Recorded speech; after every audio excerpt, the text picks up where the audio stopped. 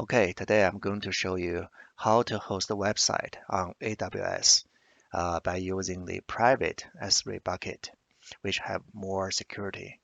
And also, we can use the CDN CloudFront and also the Route 53 and the HTTPS certificate. Let's get it started. Okay, in a previous tutorial, I showed you how to deploy a website to a public S3 bucket. And then we can use a URL to access the website directly, which is quick and easy. But there are some drawbacks. For example, we can not use the HTTPS uh, to have a secure connection.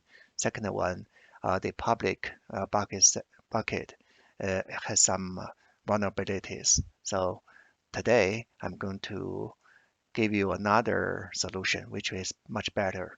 So it's like this. We still deploy our website to the S3 bucket, but instead of using a public one, we use a private one. Then we put the CloudFront distribution in front of it, which give us more security enforced. And to make it easier to access the website, for example, we are going to use the HTTPS and with our domain name or subdomain name, and we can going through the AWS certificate manager and go to the Route 53 zone record. So the whole solution will give us a very quick and easy and secure solution to host the website. Let's get it started. Okay, first thing first, we need to create a bucket. I'll give it a name by using my subdomain name, aws.zego.com, and I leave the rest as the default, including the block all public access, which is the key point of this solution. And we can just create a bucket. This one will be ready in a second. Then we go to see the details, and in the properties, we need to scroll down to the bottom until we see static website hosting. We need to enable it. So enable it and host a static website, and we need to specify the index.html, which is the entry point of our static website. And I think that's it. We can save changes. And if we come here, we will have a URL. Do remember in our previous tutorial, we will open it. If we make the bucket public, this one will be accessible. But because now it's not public, so it cannot be accessible. We will solve that problem by using the CloudFront. So at this time, let me upload our static website to this bucket first, because that one will take some time and something's wrong. Let's see. Upload. Okay. Again, upload. Oh, this website is not really big. It's just a hello world by using the React framework. Okay, so our bucket is ready. Okay, our bucket is ready.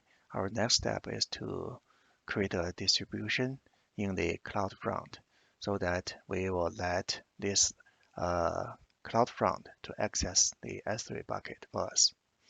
So we'll pick the AWS Zego and leave everything else as default. And this one, we need to give it access. For example, we can create OAI to access identity to our bucket, aws.zego.com. We create. Another thing important is to click this one to update the bucket policy. At this point, the bucket policy For example, is here in the permissions, and it is empty. The bucket policy is empty here. So we want this CloudFront to create a bucket policy for us.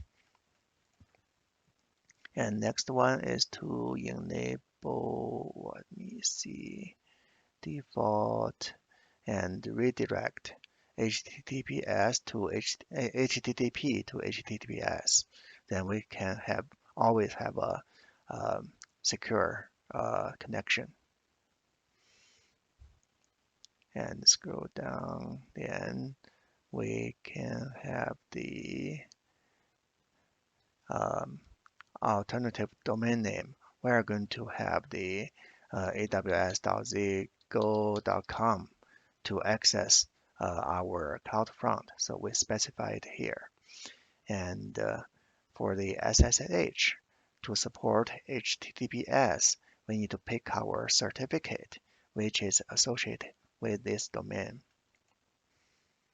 And default root object, that's the entry point of our website, is index.html. And we'll click the button to let it run. So you can see the last modified status is deploying. This one will take a few minutes. I'll come back when it's ready. Okay, our last updated time is valid. Our distribution is ready. And to verify it, we copy the URL, which is a HTTPS secure connection, and to our static website. Wow. So our website is up and running, and this content is from the S3 bucket. Let's come here, and this part was blank. Let's give it a refresh. We are going to see the proper policies will show up here. So this one is our entity of our CloudFront, and this one is to give the get object access to our bucket.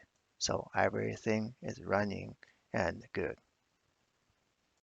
Okay, after a while, our website is up and running by using the HTTPS custom domain name. So everything's working now. Thank you.